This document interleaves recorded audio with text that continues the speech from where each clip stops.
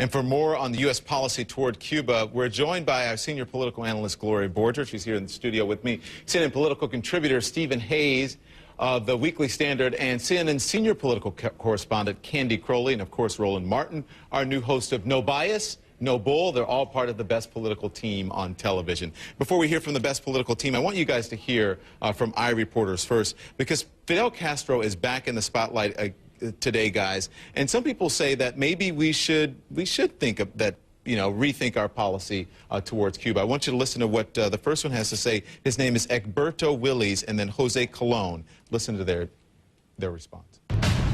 Given our 90-mile proximity, our national security will be enhanced by having a friendly government with a vested interest in our well-being. The economic point of view, I think that it would be great if we had a hemisphere coming from Canada all the way down to Argentina with a good flow of commerce.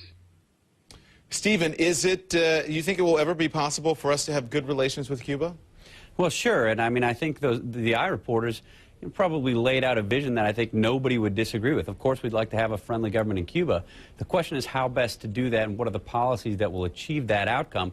I think having these members of the Congressional Black Caucus go down and heap praise on Fidel Castro. You had Bobby Rush say it was like talking to an old friend.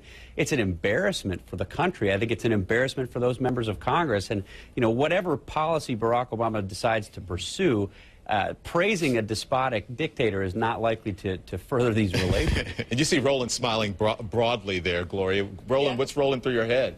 Well, first of all, I'm smiling because this is not the first time the Congressional Black Caucus has actually gone to meet in Cuba. In fact, several years ago, Fidel Castro offered to train low-income Americans to work in areas where the infant mortality rate, like in Mississippi, where Congressman Benny Thompson was, exceeds that in Cuba. Let's just be honest. Our policy towards Cuba is stupid and ridiculous.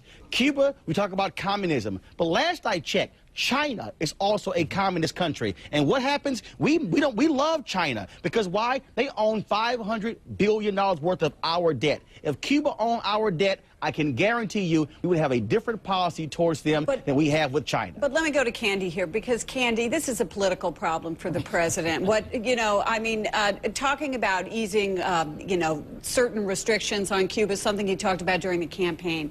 But going any further, wouldn't that be really difficult for him, given what we heard from the Hispanic caucus? Well, absolutely. And guess where it's the biggest problem? The biggest problem is in Florida. I mean, with the idea of moving toward a normalization of relationships with Cuba has been kicking around for some time. Politically, it remains very difficult. Now, there is a new generation of Cuban Americans coming along who don't see things in quite the same way. But I would suspect that President Obama will be sort of gradual with this because there is no argument that obviously the trade barriers and the travel ban have not worked to change any behavior in Cuba, and he wants to try something different. But I don't think he's going to go the full boat here. There are still... Hang on, Roland. Let's also keep in mind something Roland, here.